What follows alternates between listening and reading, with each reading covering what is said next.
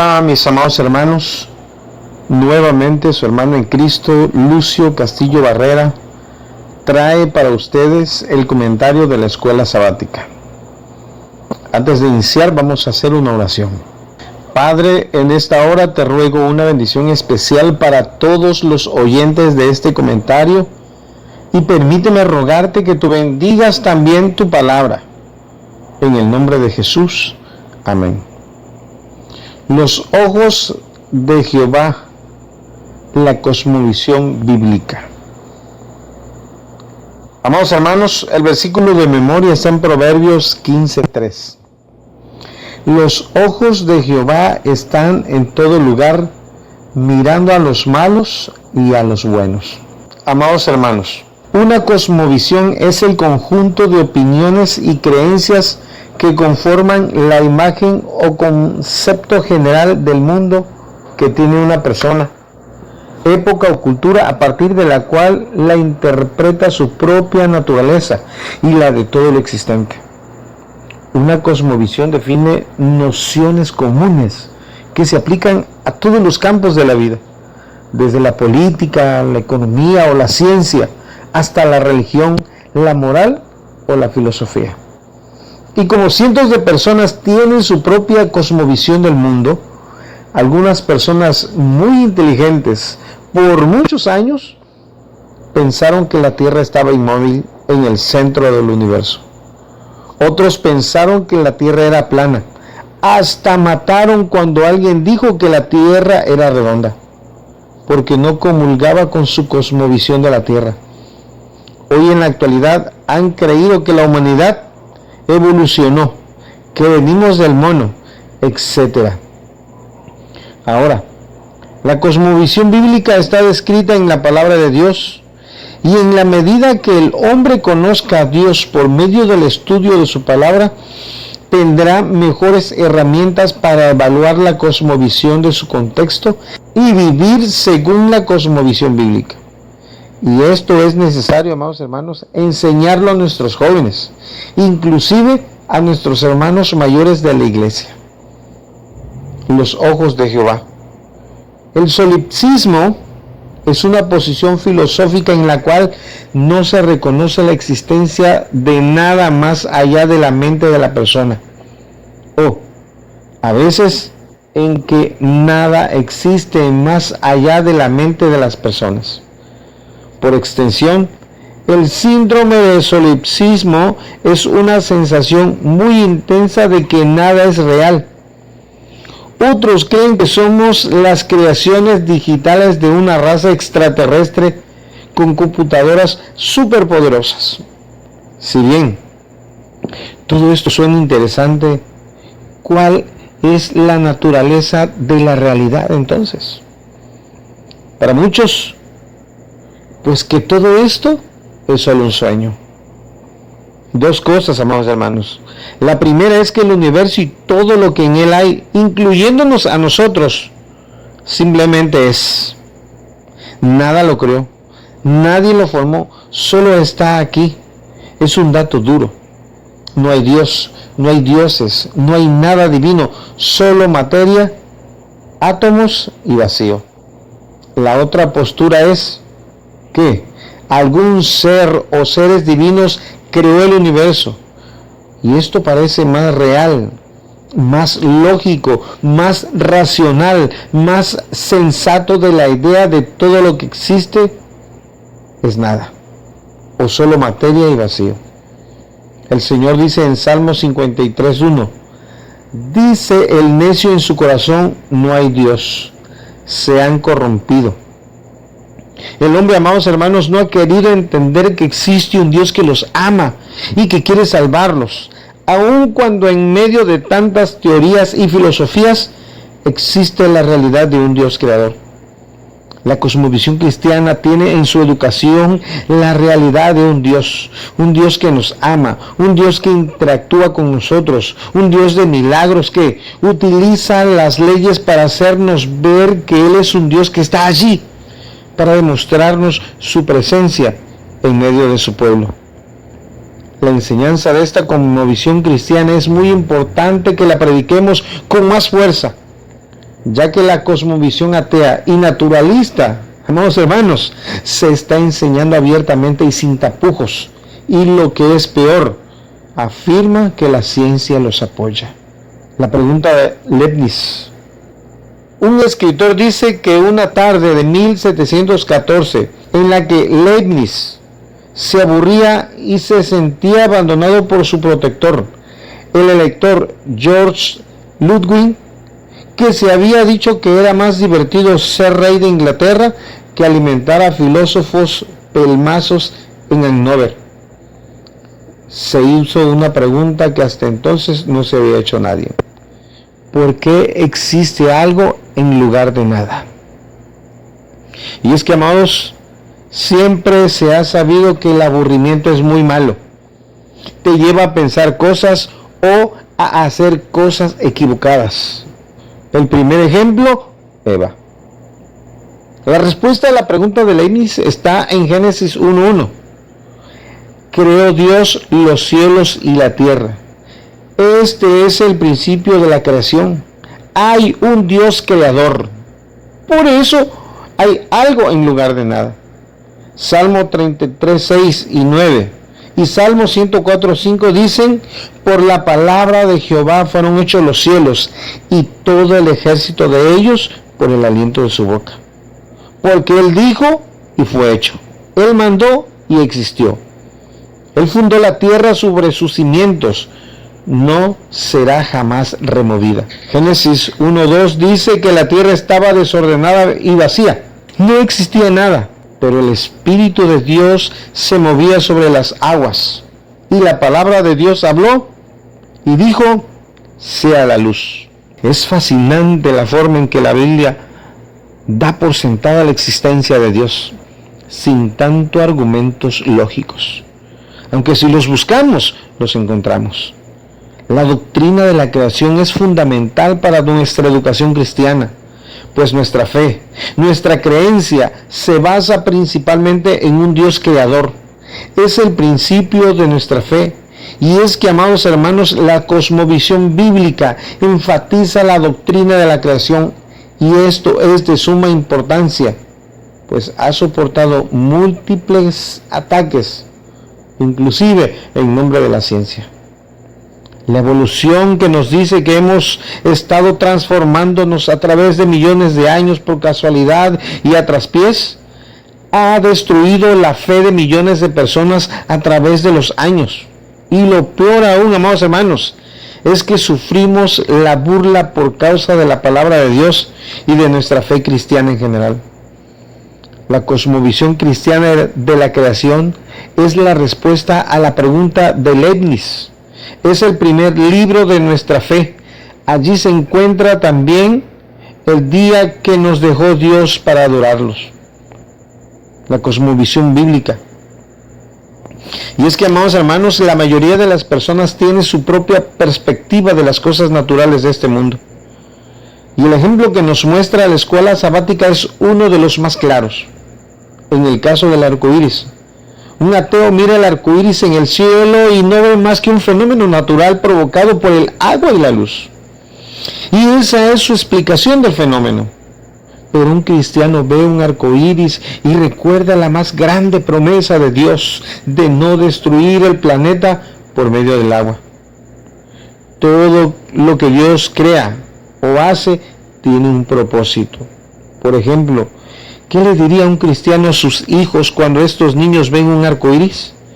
Le enseñaría la promesa, el amor y la misericordia del Señor. En una ocasión, un predicador le decía a una mujer adulta: oraré por usted y verá que Dios le proveerá lo que le falta. Un hombre escuchaba por la ventana, y cuando el predicador aquel se fue, el hombre le trajo una despensa a la ancianita. La ancianita estaba feliz porque creyó la palabra del predicador. Y aquel hombre se reía dentro de sí diciendo: ¿qué Dios ni qué Dios? Dios no existe. Fui yo quien se la traje.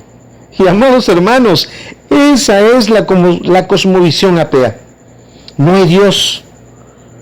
Pero nosotros, al ver la respuesta de Dios en nuestras oraciones, al reconocer las enseñanzas de nuestro Dios, nos damos cuenta que Él es un Dios que cumple sus promesas, que su palabra continúa siendo el texto fundamental de nuestra fe. Y aunque ese filtro de la cosmovisión nos muestra un mundo desalentador y complicado, las Escrituras crean el esquema que nos ayudará a comprender mejor la realidad en la que nos encontramos, de la que somos parte y que, por cierto, a menudo nos confunde. Porque como dice Efesios 6:12, no tenemos lucha contra carne y sangre, pues aunque pareciera que esto que está pasando en el mundo es por causas naturales u ocasionadas por el mismo hombre, lo cierto es que todo esto que pasa ya estaba escrito en las Sagradas Escrituras. Por eso, como adventistas del séptimo día, debemos de afirmar nuestra fe por medio de las enseñanzas de la palabra de Dios, pues esta palabra de verdad que nos ha sido dada nos explica muchas cosas de este mundo que de otro modo no entenderíamos. Es por eso que debemos aferrarnos a esta fe que hemos aceptado y rechazar todo lo que esté en contra de la palabra de nuestro Dios. Adorad al Redentor. Amados hermanos, tenemos la doctrina o la cosmovisión de la creación como pilar fundamental de nuestra fe. Pero sabemos que el deseo de Dios es que hubiésemos estado en ese jardín por la eternidad. Pero el pecado lo echó a perder todo. Por eso, en medio de ese proceso de desobediencia, Dios llega y le hace una promesa a Adán en Génesis 3:15. La promesa de la redención, que es una doctrina, una creencia, parte esencial de la cosmovisión bíblica. Y es que, amados hermanos, vivimos en un mundo caído, de pecado y de maldad, en donde sufrimos, luchamos y morimos al igual que los animales. ¿Y cuál es el fin? Por eso la doctrina de la redención es esencial en nuestra cosmovisión, pues nos muestra al Señor Jesucristo crucificado, pero también resucitado. Primera de Juan 1, del 1 al 4, resalta el testimonio personal de Juan. Lo que era desde el principio, lo que hemos oído, lo que hemos visto con nuestros ojos, lo que hemos contemplado y palparon nuestras manos tocantes al verbo de la vida. Juan con grande gozo dice, porque la vida fue manifestada y la hemos visto y testificamos y os anunciamos la vida eterna, la cual estaba con el Padre y se nos manifestó. Y la felicidad de Juan se manifiesta en estas palabras: estas cosas os escribimos para que vuestro gozo sea cumplido. En otras palabras, para que crean. Por eso Apocalipsis 14, 6, 7 dice 3 cosas, y las 3 cosas son un mismo mensaje. Vi volar en medio del cielo a otro ángel que tenía el evangelio eterno para predicarlo. Y decía, temed a Dios y dadle gloria, porque la hora de su juicio ha llegado. Y adorad a aquel que hizo el cielo y la tierra, el mar y las fuentes de las aguas. Las buenas nuevas vienen del cielo y son para todos, sin importar raza, color, lengua, nación, pueblo, etc.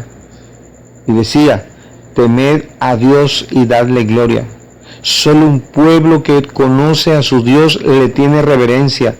Y esa es nuestra enseñanza.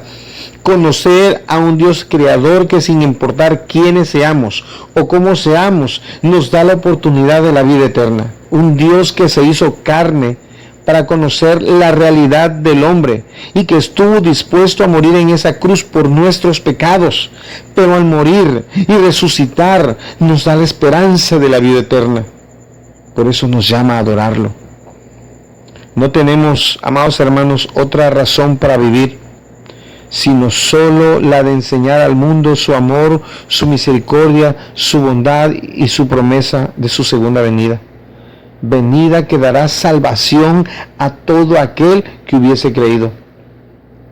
Adoremos pues, amados hermanos, a nuestro Creador.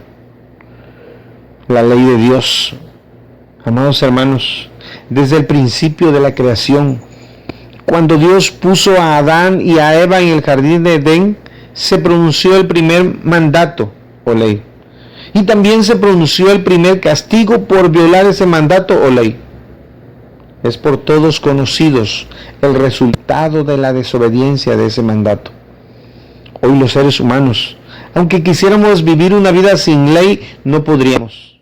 Estamos atestados de leyes, y esas leyes, cristianos, ateos, judíos, hinduistas, budistas, templarios, etc., tienen que obedecerlas. Ni cómo hacerse para atrás, ni cómo decir no las respetaré.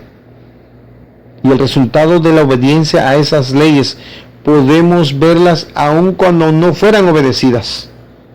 Pero en la cosmovisión cristiana, por causa de la creencia de unos y el ateísmo de otros, es necesario reconocer que existen leyes divinas y que éstas rigen moralmente la vida de los que creen en un Dios todopoderoso. Y aún sin querer, rigen también la vida de los que no creen, puesto que vivimos en este mismo lugar. Deuteronomio 6:5 dice: amarás al Señor tu Dios de todo tu corazón y de toda tu alma y con todas tus fuerzas. Marcos 12:29 al 31 dice que también amaremos a nuestro prójimo como a nosotros mismos. Y Apocalipsis dice: aquí está la paciencia de los santos, los que guardan los mandamientos de Dios y tienen la fe de Jesús. Aquí está el pedido de Dios para sus hijos: solo que guardemos sus mandamientos, pues sus mandamientos o su ley nos llevan a Jesucristo nuestro Salvador.